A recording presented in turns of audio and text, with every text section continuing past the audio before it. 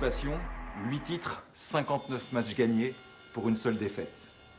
De 2005 à 2013, les statistiques de Rafael Nadal sur la terre battue de Roland-Garros sont tout simplement hors normes. Inégalées et probablement inégalables. Des chiffres qui témoignent d'une emprise inédite. Bienvenue dans les grands docs de l'équipe 21. Le roi de la terre battue, un surnom qui résume parfaitement la place de Rafael Nadal dans l'histoire du tennis. À Roland-Garros, à Monte-Carlo ou à Rome, l'Espagnol cumule les titres depuis le milieu des années 2000. Ni Roger Federer, ni Novak Djokovic, les autres ténors du circuit, n'ont réussi à remettre en cause durablement sa suprématie. Mais comment expliquer une telle domination?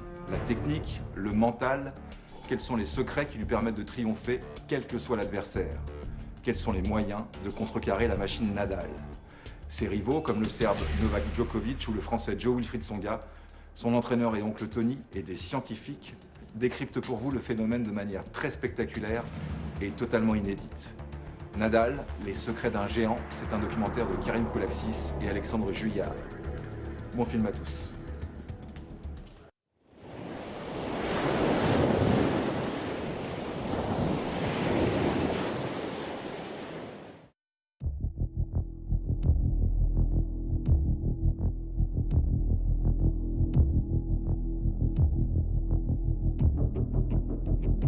Just looking at his record in Roland Garros is incredible, it's remarkable. I mean, he lost only one match in his entire career against Soderling in 2009. Anything else, he has won. Il a toutes les armes sur terre battue. Il joue très bien en revers, il joue très bien en coup droit, il change très bien de rythme, il est capable d'arrondir, il est capable de frapper plus fort, il est capable de poser les amortis, il est capable de venir au filet. C'est juste un monstre. Lui, il utilise vraiment cette terre battue comme avantage. Quand il se sent bien, il t'étouffe rapidement. Même quand il joue un très très mauvais jour, il a toujours une chance de gagner.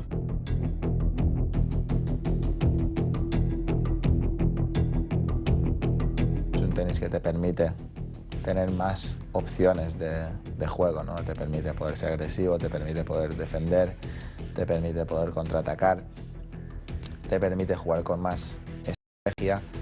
Es decir, creo que la estrategia, el pensar, el preparar el partido entra mucho más en juego que en una superficie mucho más rápida.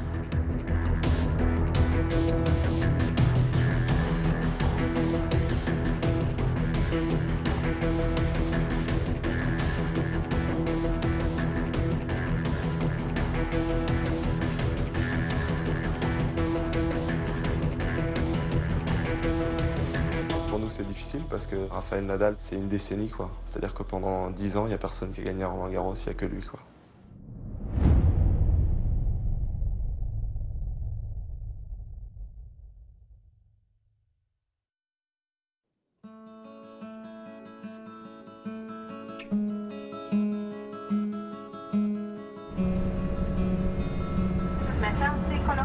Voy a pasar más por usted,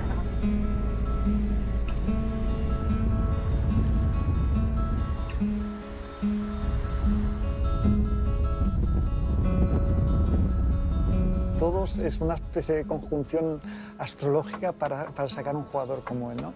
El entorno familiar, Tony como entrenador y educador, sin el estrés porque ya tenía la experiencia de Miguel Ángel, el tío que había jugado fútbol, o sea, se lo podían coger todo con más calma, sin el estrés típico de los neófitos con los primerizos, ¿no? Los deportistas primerizos. Es una familia que en sus genes tiene algo muy favorable al deporte, ¿no? Miguel Ángel Nadal fue un gran jugador en el Barcelona, también jugó en Mallorca, jugó en la selección española y en el vestuario, en sus épocas de jugador, lo apodaban Tarzán por su poderío físico. Bueno, el sobrino no le salió muy diferente, ¿no? Lo que pasa es que uno se dedicó al fútbol profesional y el otro al tenis.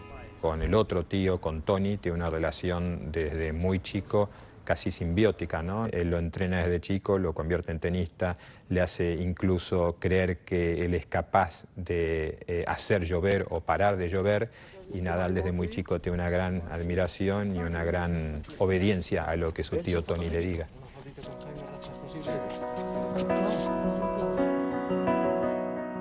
Te cuento una. En Petitas hay un momento que gana el partido y un señor le coge la bolsa y entonces Tony, por encima del hombro del segurata, le dice, Rafa, como no cojas la bolsa tú, nos vamos para casa.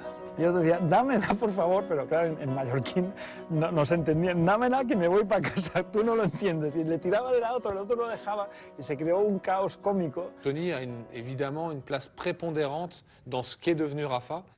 La force de Rafa, c'est pas un talent naturel, inné, extraordinaire. C'est quelqu'un qui a une éducation et des valeurs qui sont les vraies valeurs du sport de haut niveau et qui lui ont permis de se construire et de devenir ce qu'il est devenu.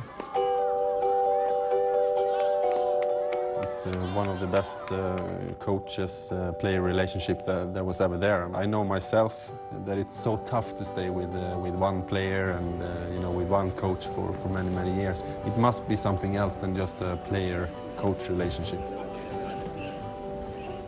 Está claro que nadie puede avanzar solo. Incluso en un deporte individual necesitas unos apoyos y aquí hay un doble apoyo que es importante. Por un lado es el apoyo familiar, porque en definitiva es un tío suyo, es un familiar, y por otro lado está el apoyo del técnico, del entrenador. Entonces en este doble papel pues está claro que su tío hace una labor muy buena.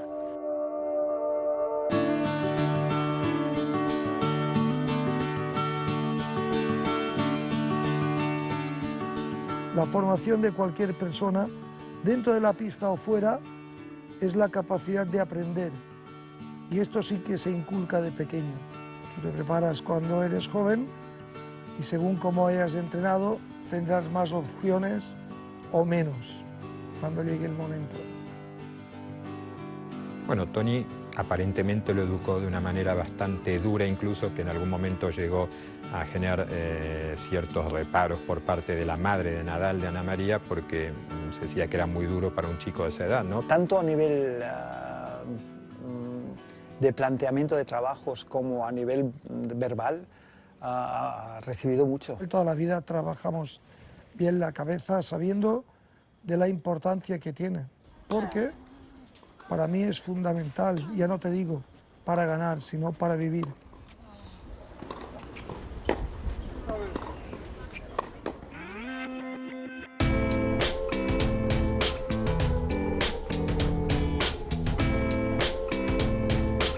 Debe ser diestro porque lo único que hace con la izquierda es jugar a tenis.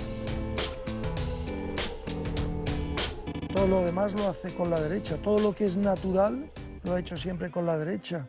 Escribir, comer. Pues si tú le tiras una pelota siempre la va a coger con la derecha, nunca la coge con la izquierda. Lo de la mano sí que la escoge Tony, ¿no? Y entonces esto es la genialidad de Tony, que ha tenido 1000, pero esta es la primera, tal vez la primera gran decisión técnica de Rafa, ¿no? Lo que pasa es que al principio, como empezamos con dos manos, cuando él le quería pegar fuerte, o un golpe ganador, siempre le daba de este lado, no de este. Por eso yo pensé que era zurdo. A día de hoy no lo sé. Al principio se comía un poco la pelota y tuvo algunos problemas de la inserción del pectoral en el hombro. Entonces él estuvo practicando y al final ha sido brutal. It was a kind of thought project. It was a good move, obviously. Of course that he's missing on the serve. You could see, especially on the serve, you could see that it's not his natural hand. But everything else that he does with the left hand, it's pretty impressive.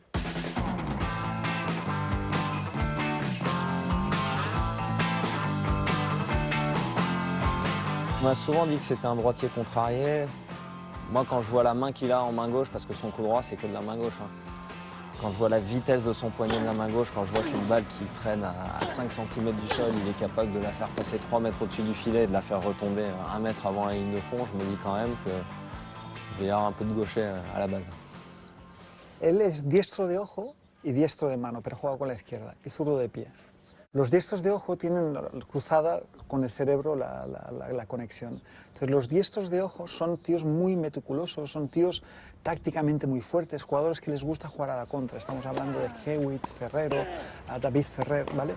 Y los que son zurdos de ojo, como Federer, Carlos Moyá, Sampras, son jugadores muy habilidosos, pero poco constantes y tácticamente no tan preparados. Entonces, claro, él tiene las dos cosas, o sea, porque los zurdos de ojo suelen ser mucho mejores de derecha que de revés. Es lo que le pasa a Rafa, tiene las buenas condiciones de los dos lados, o sea, es tácticamente muy bueno, pero puede jugar el golpe de derecha sin ningún tipo de problemas porque le han cambiado la mano.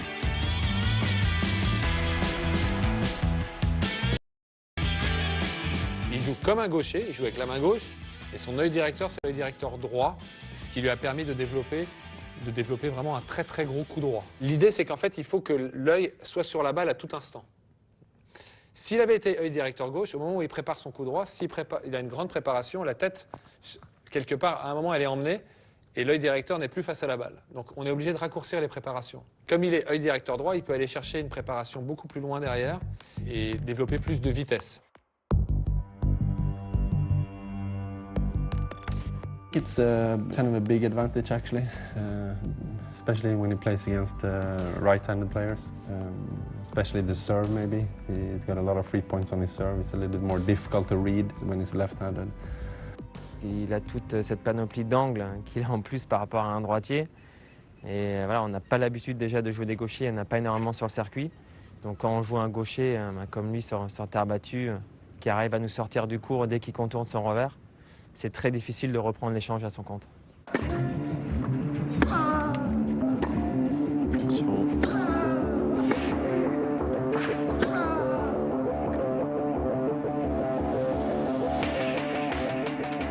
If you have a righty who is spinning the ball that high, it doesn't create so much trouble. His forehand cross goes to the forehand of the opponent, and this way it's the other way around. And I think if we have had another great lefty in the game, you know, it would have been nice or great to see, because when Fernando Verdasco was on top of his game, and his matches against Rafa were always spectacular. This is kind of gives you an idea of what would have happened if Rafa was righty.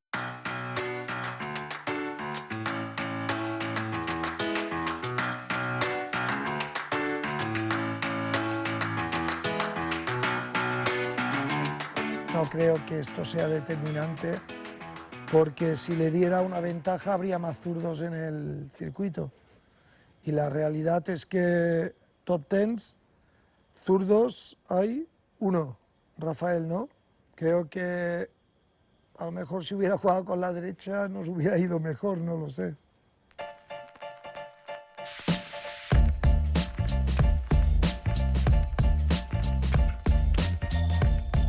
Il n'y a pas deux coups droits identiques, c'est la personnalité.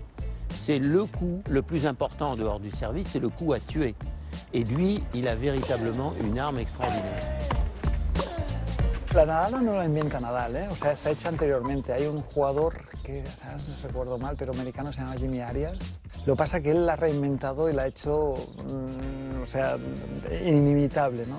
O sea, la nadada, yo creo que nace un poco de esto, ¿no? De comerme la pelota y entonces intento sacarla por detrás de la oreja y entonces consigo que la bola bote mucho, pongo muchos problemas al contrario.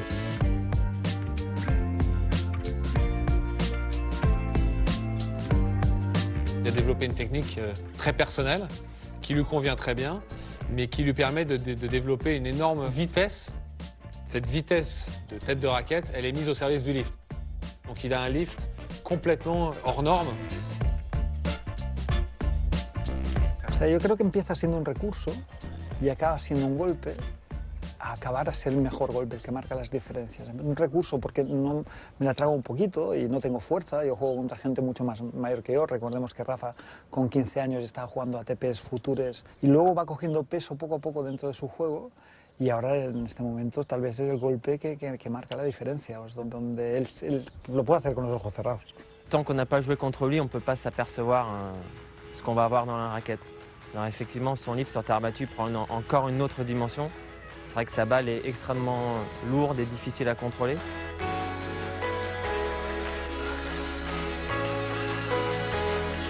You have to deal with it. I mean, it's not easy because the ball it's bouncing really high. For the players with one-handed backhand, which was mine, the challenge was that you can try to take it on the way up the ball or go all the way back and wait until the ball drops down. And the first option, it's really difficult because of so much spin that the ball has. You can't really take it so early. If you go back, then you start to lose the ground. and then he starts to move you around the court, so it's really, really difficult again.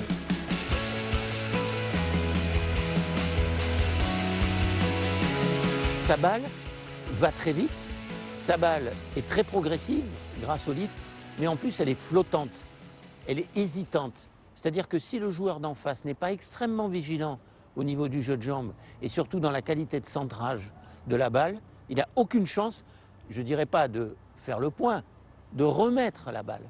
When he hits a topspin, it can be up to 4,000 revolutions per minute, whereas someone like Federer might be 2,000. And Sampras was between 1,000 and 2,000. So the ball is coming, and it just comes with such force and heaviness against you. That in and of itself is exhausting if you're playing against that. Il y a vraiment une balle qui fatigue et qui use son adversaire. C'est une balle qui est très difficile à contrôler, qui est lourde dans la raquette. Et effectivement, au bout d'une trentaine, quarantaine de balles au-dessus de l'épaule, ça commence à être compliqué à les remettre dans le cours. On the forehand, around 25% of your speed of shot comes from the ball that's coming to you.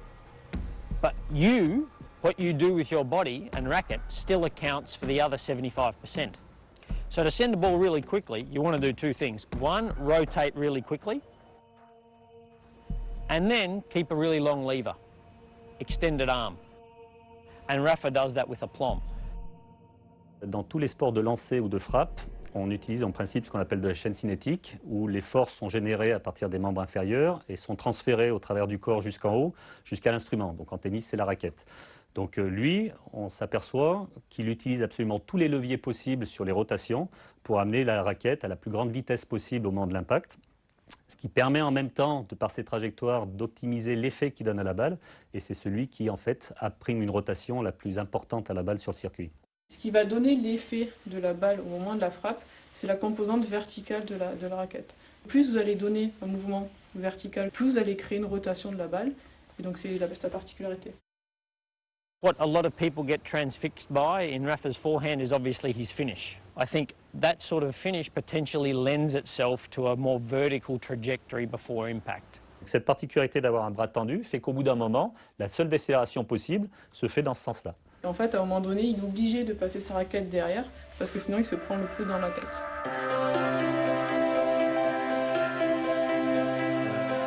Si tengo que escoger un golpe, todo el mundo, o sea, un golpe autóctono de Rafa sería derecha esta, ¿no? Pero si tengo que coger el golpe que a mí me gusta, el que tendría grabado como fondo de pantalla en el ordenador, sería la frenada lateral de revés.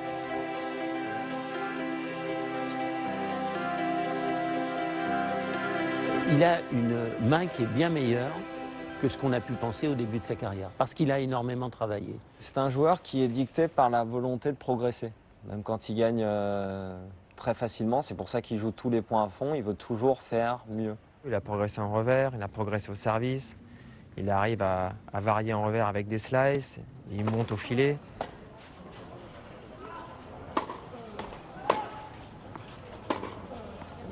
A medida que van pasando los años, tú vas dejando una serie de cosas en el camino y tienes que aportar otras nuevas. Es normal que Rafael haya ido mejorando porque cuando llegamos al circuito, Rafael tenía 16 años y era un chico, claro, con mucho ímpetu, pero es normal, estaba en época de formación y le faltaba tener unos golpes mejor formados.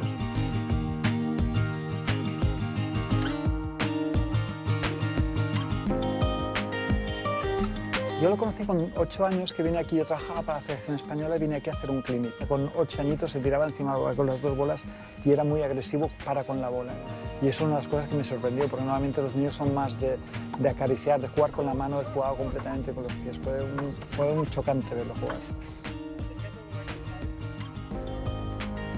La première fois que je le vois, il doit avoir à peine 13 ou 14 ans, il est sur un challenger à Barcelone dans les qualifs, sans voir un talent exceptionnel. Je vois un mec qui a envie de démonter chaque balle, voilà. mais avec une envie que l'on voit quand même très rarement, quoi. On est dans le registre de Tyson. Là, on est face à un boxeur. c'est quand même un joueur qui gagne au point, qui gagne par étouffement, par asphyxie, par répétition des coups à une vitesse phénoménale.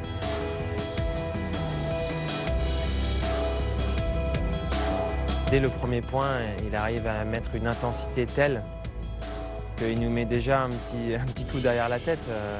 Voilà, il a vraiment cette capacité voilà, à mettre cette intensité très tôt dans le match.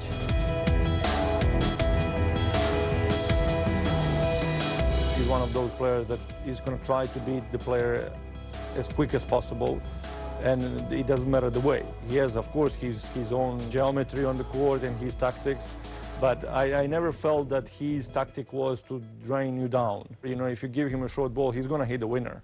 Pour moi, c'est un joueur qui impose sa tactique. Il a son système de jeu. Une fois qu'il a pris l'échange avec son coup droit, en général, il trouve des zones alliées avec un effet qui fait que l'adversaire est en permanence en train de courir. Et lorsqu'il court, il ne parvient pas à trouver des zones pour se protéger. Et c'est Rafa qui va garder la main avec son coup droit en permanence et faire courir l'adversaire. Ouais. Dès qu'il prend le jeu en coup droit comme ça. Es una bola que crea muchos agujeros. Pasa que Rafa esto le ha llegado a un punto que lo ha hecho tan bien que lo utiliza también como golpe de ataque. Y te explico por qué. Porque la bola corre menos, o sea, en velocidad. Pesa más pero menos, pero se esconde muy bien. O sea, una bola cruzada a una bola paralela casi no hay diferencia. Mientras que con el golpe convencional se ve más dónde va una bola. O sea, que esconde muy bien el golpe, este tipo de golpe. Plus qu'une définition d'un attaquant de fond de cours, c'est un joueur qui est dans la volonté permanente de faire mal. Vous le voyez des fois s'arc-bouter en défense, il est très bas sur ses jambes, et quand il sort du coup, il est en position avant. C'est-à-dire qu'il est déjà dans la reconquête. Il te maintient sous pression, même quand il ne fait rien. Tu es constamment vigilant par rapport à ce qu'il va te faire. Et il a cette faculté à renverser un point en un coup de raquette, en étant très loin par rapport à la ligne de fond de court qui est vraiment exceptionnelle. Même quand tu es vraiment en position d'attaque, tu restes vigilant sur la qualité de sa défense parce que si son lift, finalement, il le fait tomber à sa ligne de fond, c'est toi qui vas te retrouver à jouer un coup 3 mètres derrière. Et donc c'est pour ça que pour moi c'est le meilleur défenseur parce que c'est quand même le seul qui arrive à te générer du stress quand il défend.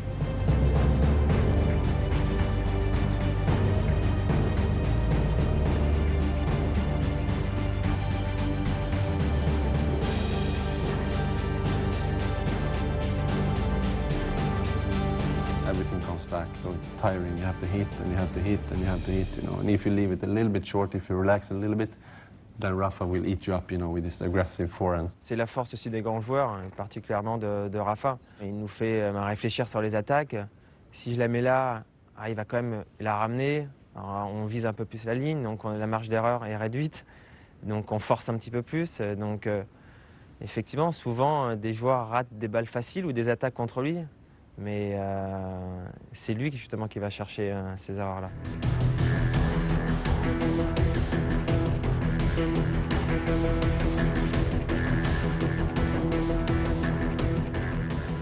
Anticipation is making the move a little bit before it actually happens.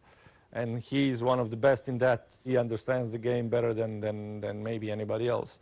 So that also adds on frustration of, you know, you hitting the ball and you see him there already, you know.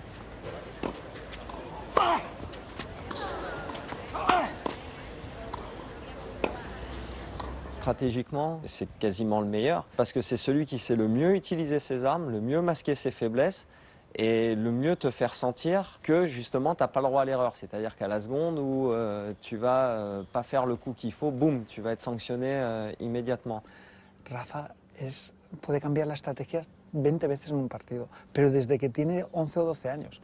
O sea, la cantidad de partidos que pegando bofetadas no sacaba el partido, empezaba a subir a red, luego te tiraba globos, era capaz de adaptar, o sea, lo que haga falta por intentar ganarlo. Y esto crea una cantidad de sinapsis que le llevan a ser un jugador de ajedrez con una raqueta.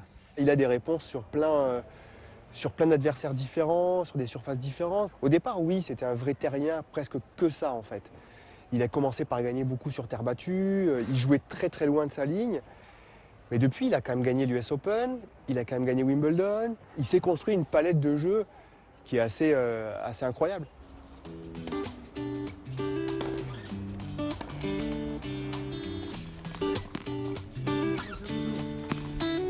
Nosotros cuando acaba la temporada normalmente pensamos, bueno, ¿qué necesito yo para seguir jugando bien o para mejorar?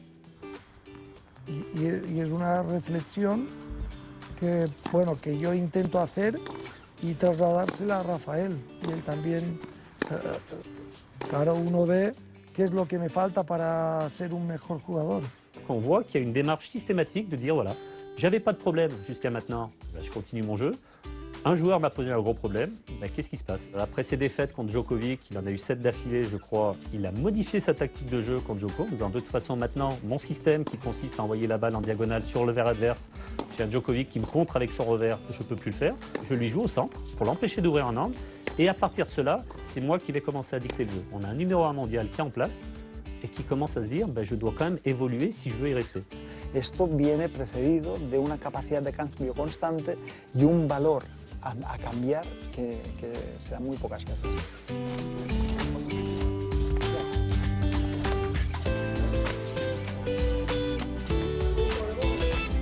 Pares de Madrid.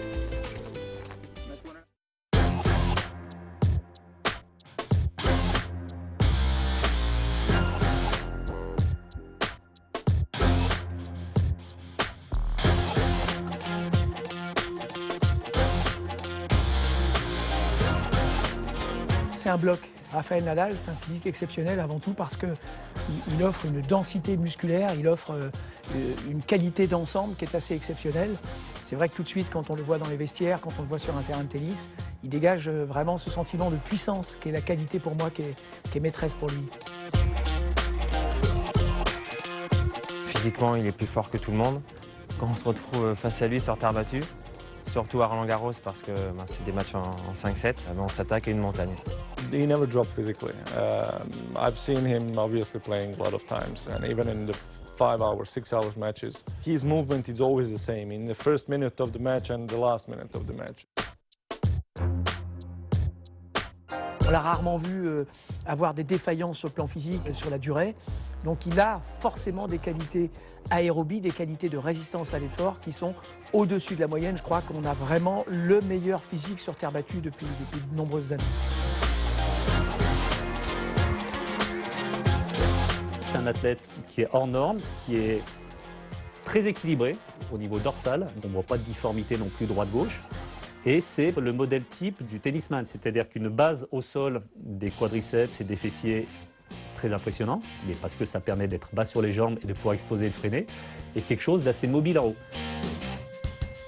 Pour ça, il faut une grande qualité musculaire au niveau des muscles abdominaux, les grands droits, les obliques, les transverses, et puis une qualité aussi au niveau du dos, les muscles de toute la charnière lombaire. Et ça, en matière de force du tronc, en matière de force de toute cette ceinture abdominale, forcément avec Nadal, on peut parler d'un joueur exceptionnellement puissant et performant dans ce domaine. I think his best quality is probably his legs. Ground strokes, stroke production, biomechanics largely starts with your interaction between your legs and the ground. Nosotros en España decimos que el tenis se juega con los pies, se pega con la mano, pero se juega con los pies, que pegando solo con la parte alta del cuerpo no basta. Entonces los jugadores de tierra como David Ferrer, como Rafa, son jugadores que apoyan muy bien, los golpes nacen en los pies. Lui, il a à la fois la qualité musculaire et cette expression à travers des appuis vraiment particulièrement bien choisis et un équilibre à la frappe vraiment très performant.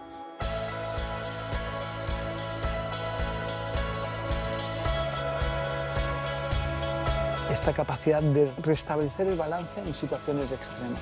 Es un jugador que muy pocas veces lo ves desequilibrado. Y ves salir de las frenadas, lo ves salir antes que nadie. Donc c'est être capable de glisser, freiner en bout de course, donc avec des étirements au niveau des appuis et surtout des adducteurs qui ne sont pas du tout les mêmes que sur dur, et être capable de repartir là-dessus. No es el más rápido en 10 metros, pero es el más rápido de una frenada salir hacia adelante, por ejemplo. O sea, tiro un passing y recupero hacia adelante, seguro que es el más rápido.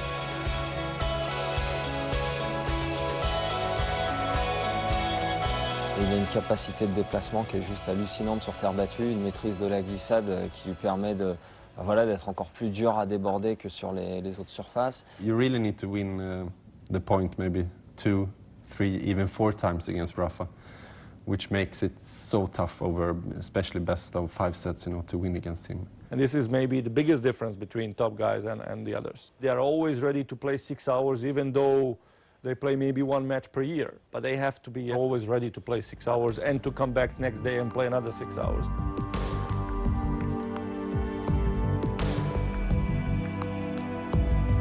Podemos decir que Nadal tiene un físico tremendo, un físico muy fuerte, pero en cierta forma es un físico frágil si se piensa en la cantidad de veces que se lesionó.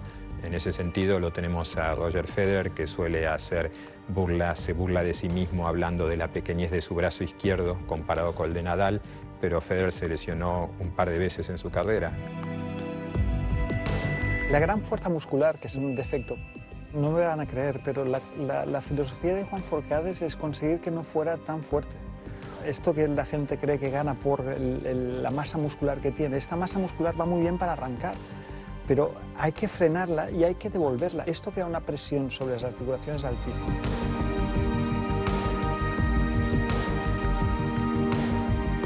Ce qui est impressionnant finalement, c'est la résilience, hein, vraiment la qualité de résister à la douleur, à l'effort. Ça, c'est de la qualité mentale, mais qui se construit à travers des séances physiques, à travers des séances tennis particulièrement dures. Lorsqu'on voit l'intensité que développe un Rafa pendant ses entraînements et l'intensité que développent les autres joueurs, on comprend aussi pourquoi il est devenu comme ça physiquement. C'est un joueur qui frappe chaque balle, à chaque entraînement, avec 100% d'envie, 100% d'intensité, 100% de concentration.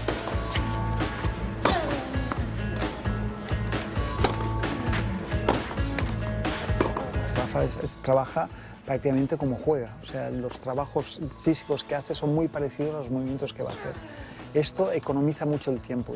Entonces, lo que sí ha hecho mucho es aprovechar el tiempo, ¿sabes? Con menos tiempo conseguir lo mismo que otros jugadores con mucho más tiempo. On the practice court, he's hitting the ball so intense all the time, so hard and so heavy. If I walk a couple of meters from the court, I could hear if it's Rafa playing or not, because you know, you hear the impact of the ball. It's incredibly hard. À l'entraînement, il est toujours un peu au-dessus en termes d'engagement physique, en termes de frappe de balle, comme si finalement il se renforçait à travers ses entraînements. Y en el circuito hay muchos jugadores que tienen mejor físico que Rafael. El físico de Monfils es mucho mejor. El de Tsonga es un gran físico. El mismo de Djokovic es un gran físico. El de Murray es físicamente muy fuerte. Yo creo que la diferencia, la parte más importante de Rafael es la mental, o lo ha sido todos estos años.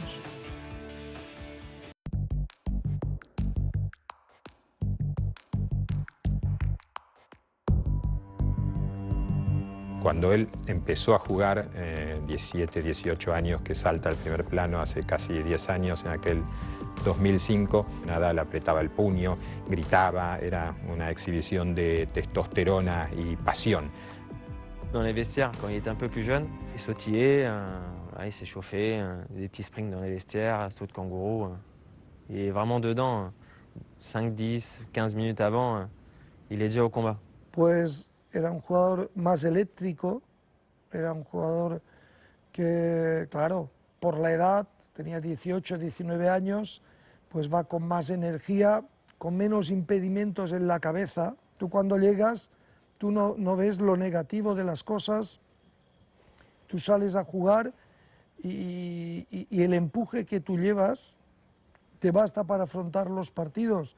Que muchos interpretan como una falta de respeto hacia el rival. Y en realidad, viéndolo en perspectiva, se trata de un Nadal amando excesivamente quizás a su deporte, tomándose muy en serio lo que hace y manifestándolo de esa manera. Necesitó tiempo para darse cuenta de que hay que calmarse un poco, de que también le convenía guardar energías. Rafa de pequeño, igual que Agassi, iba tan rápido que no recuperaba. Se petaba, o sea, cuando tenía 12, 13 años, al tercer set quedaba fundido, ¿vale? Si se alargaba mucho el partido. Entonces Tony empezó a buscar rituales, 3 bolas y dejar una, pero que él no quería, porque él lo que le gustaba era ir rápido a jugar. Y poco a poco se ha pasado de largo para el otro lado, ¿no? Pero sí es cierto es que ahora hay dos motivos para ello. Uno es la recuperación física y otra es la mental. On peut se moquer qui tire son slip, qui remonte ses chaussettes, qui tire ses cheveux, qui touche son bandeau. Ok, c'est quoi l'éthique de Nadal? Si ce n'est une façon de s'isoler pour être plus performant, pour être plus focalisé sur le moment où il va frapper la balle.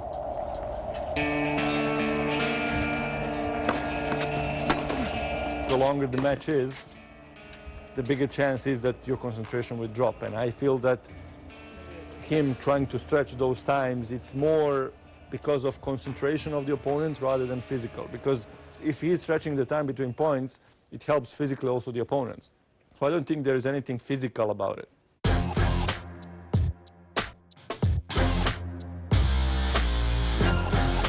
C'est le joueur qui a la meilleure capacité de concentration, c'est-à-dire qui est vraiment capable de jouer toujours chaque point à fond. Il n'y avait jamais un point qu'il ne joue pas, même à 0,40, même à 40-0, c'est voilà, toujours maximum d'intensité. Cuando tú te has acostumbrado de pequeño a que cada punto sea muy importante, es una forma de vida. Tú, al final es un respeto hacia las cosas que haces. Tú estás dispuesto a luchar, porque esta es la esencia del deporte, y esto es lo que nosotros hemos querido hacer siempre. I think his goal is to win point by point by point by point, you know. You rarely ever see him reacting negative or badly about the previous point. He's always focused on what's coming next, and he's trying to be better with every point.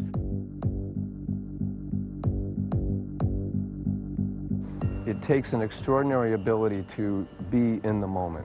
To be able to do that, it means that you've trained your brain so that you're not letting it get distracted into the what-ifs of the future or the whys of the past. If you drop a little bit of concentration, he goes on top of you really quickly. You're questioning yourself. Am I able to raise the level that high for that long to be able to beat him? And in fact, very rarely, I mean, very few players manage to do that.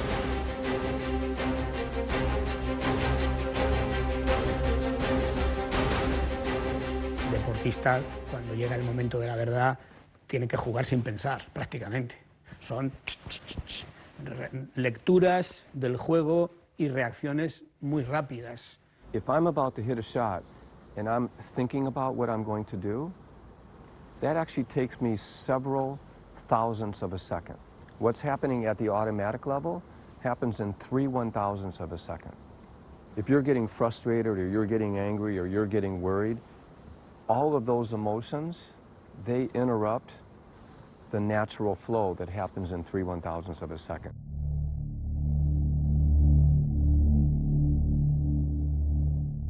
Il panique jamais. Même quand finalement tu mènes et que tu arrives à lui faire mal, tu le regardes, tu le sens pas particulièrement affolé et toi ça te rassure pas, tu vois, même si tu es devant au score.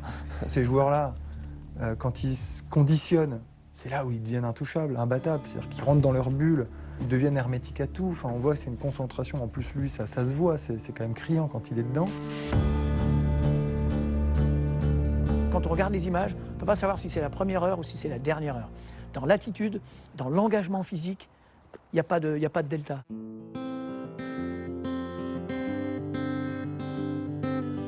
Es un chico que, bueno, pues mantiene un buen equilibrio entre su tarea tenística, lo deportivo y lo humano, lo personal.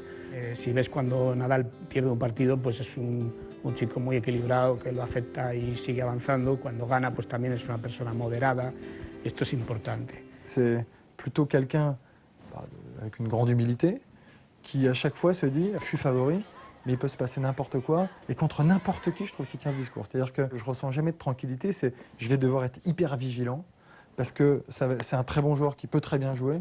Donc il va falloir que je sois à chaque fois au top.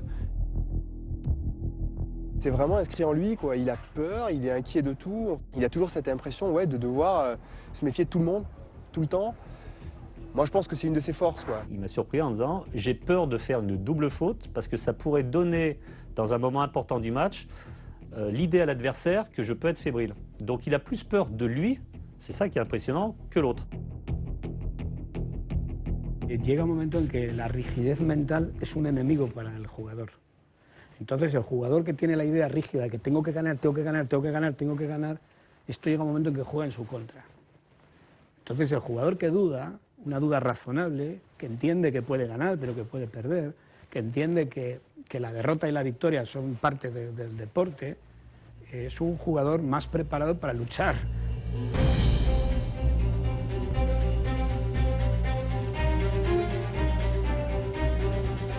Son mental, c'est aussi un état d'esprit qu'il a développé très jeune et c'est vraiment les valeurs du sport de haut niveau.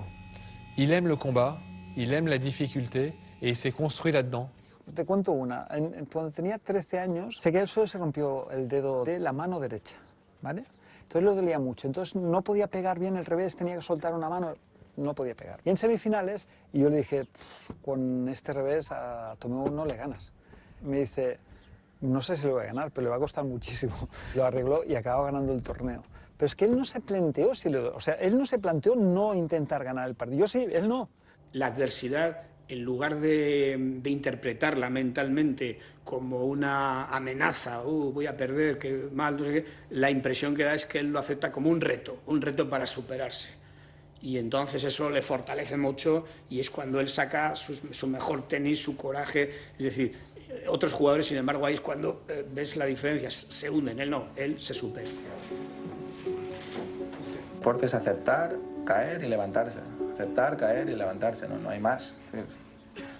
Uno cuando compite, cuando va al límite, uno se pega castañas. Intentar que estas castañas se van pegando, esos golpes que te va dando la competición y la carrera de cada uno, pues que no sea un golpe mortal.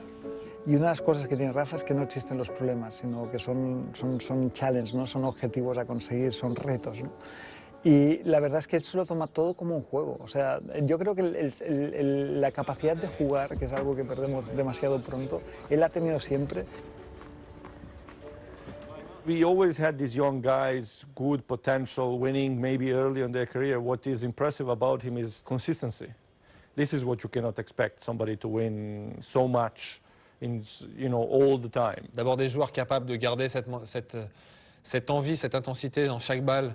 Du 1er janvier au 31 décembre, depuis tant d'années, j'ai jamais vu ça. C'est vraiment extraordinaire ce qu'il fait sur le plan mental. Luego es verdad que también muy joven ha empezado ganando torneos importantes y ahí es otro momento en el que también se ha visto su fortaleza mental, porque otros deportistas que triunfan muy jóvenes luego no pueden con la presión que supone el tener que volver a ganar, y él sí ha podido.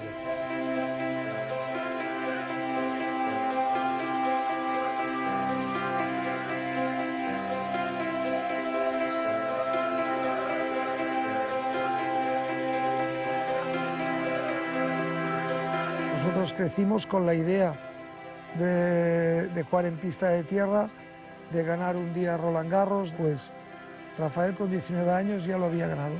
La primera vez que fue allí lo ganó y esto te da una tranquilidad importante para continuar en el tenis.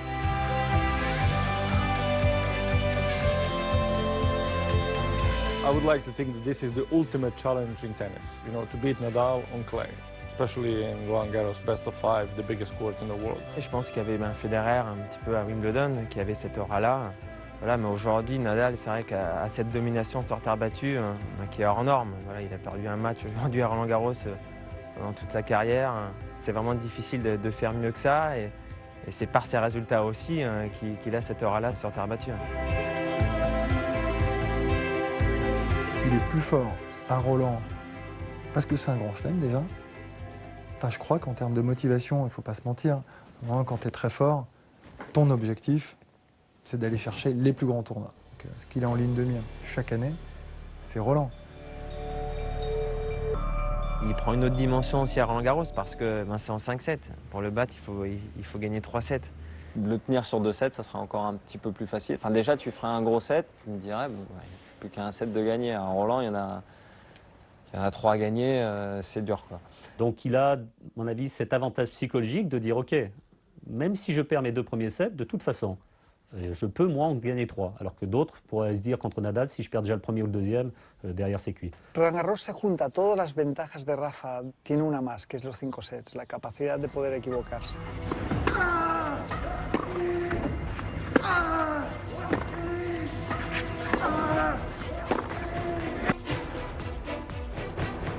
Souvent dans ces tournois, il démarre comme ça, Roland Garros, il a eu souvent des matchs, il y a une année contre Isner, puis contre Andujar, il y a une fois contre Bellucci aussi, des premiers matchs où il se met en route. C'est tout le processus en fait de son jeu, il a toujours besoin de se reprouver qu'il peut faire les choses, de se régler en permanence, de jamais être sûr de lui.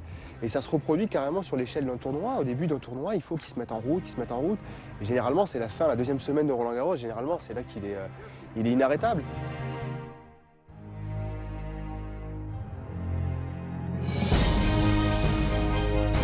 los momentos más importantes de mi carrera, más bonitos de mi carrera, pues los he vivido en esa pista, lo cual eso hace que evidentemente cada vez que tengo la oportunidad de jugar allí pues es una sensación muy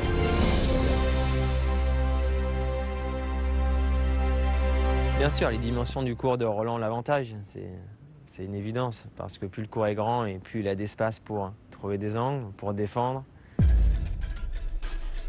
In Philippe Chatrier, the space between baseline and the tribune is huge. In the smaller courts, he has to stay closer. The closer he is, the more vulnerable he is. Ce cours est fait pour lui, comme il était fait pour Borg. Le joueur d'en face se demande comment il va le déborder. Et ça, c'est extraordinaire, parce que lui, il est en sécurité sur un cours aussi large et aussi long, parce qu'il se dit, je vais pouvoir ramener la balle. He can go far as he wants, and it's really difficult to win a point with a serve, which is probably the one that you need the most. And that's why it's very, very difficult to beat him there. Il adore celui-là. Quand tu as un premier service qui arrive, sur un petit terrain, tu as l'impression que tu n'as pas le temps. Sur un grand terrain, tu vois autre chose, avec les repères que tu as avec la bâche, avec le public, avec tout ça, donc avec ce recul qui est beaucoup plus important, te donne l'impression que tout est un peu plus lent quand même. I remember him playing for the first time there, you know, he was like, I serve, and I was like counting 1, 2, 3, 4, and then you get this high ball, you know, and you don't know what to do with it. You have a feeling that you hit as hard as you can and that the ball doesn't go anywhere. Quand tu joues sur un grand terrain comme ça, tu as l'impression qu'il est tout petit et tu as une tendance naturelle à jouer beaucoup plus au milieu. Face à un joueur comme Rafa qui défend comme il défend, si tu n'arrives pas à être précis et quand tu as le trou à jouer vraiment un bon coup près de la ligne, tu finis jamais un point.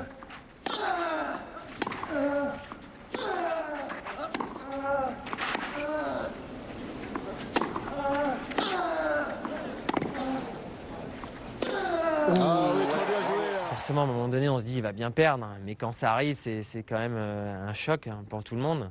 Il faut faire le match parfait pour battre Nadal. Le seul qui a réussi ce défi, c'est Robin Söderling, le Suédois, parce qu'on a l'impression que le Husky, ce jour-là, avec son regard de fou, il avait tout, quoi.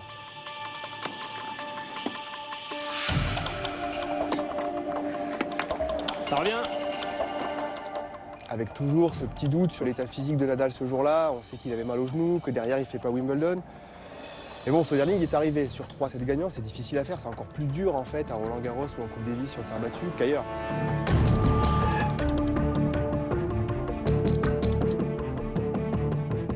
Es verdad que empezábamos a tener problemas en la rodilla, pero fue una derrota que no esperábamos contra Söderling y bueno, fue una derrota dolorosa evidentemente.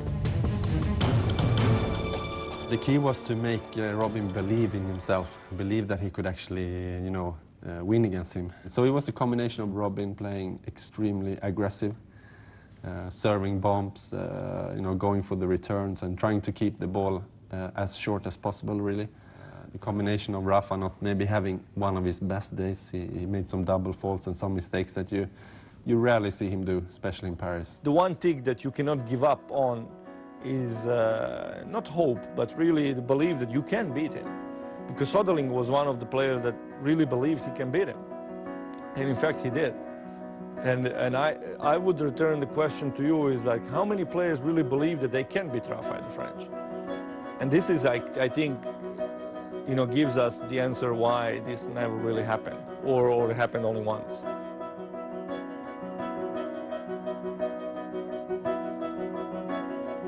No sé si ha pasado algo parecido. Es que, claro, sí, tampoco he vivido tan de cerca Borg, por ejemplo, en una época que yo era más joven, ¿no? Pero creo que va a ser muy difícil que vuelva a aparecer algo por el estilo.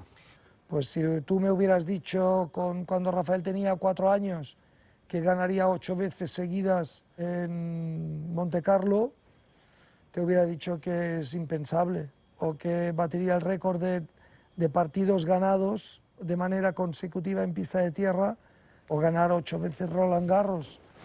Pues sorprendido de eso, sí, impresionado al final pues es un sobrino mío y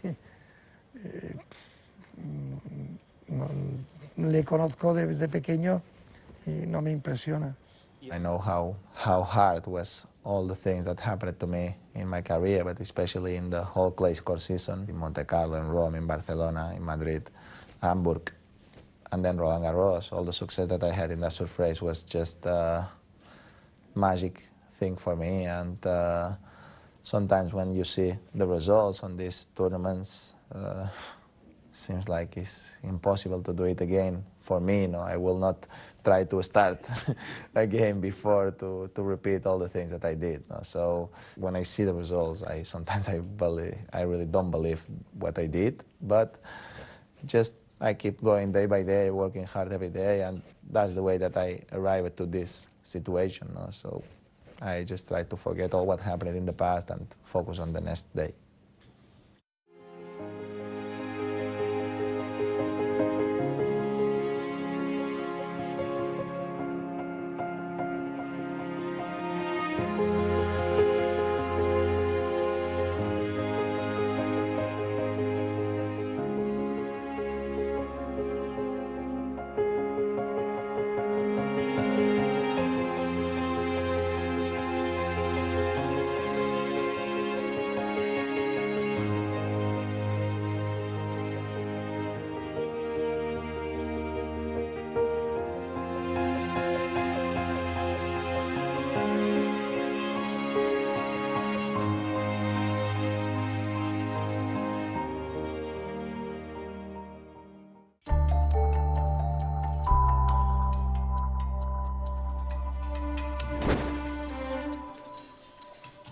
Merci de nous avoir suivis. On se retrouve très vite pour un nouveau numéro des Grands Dogs sur l'équipe 21.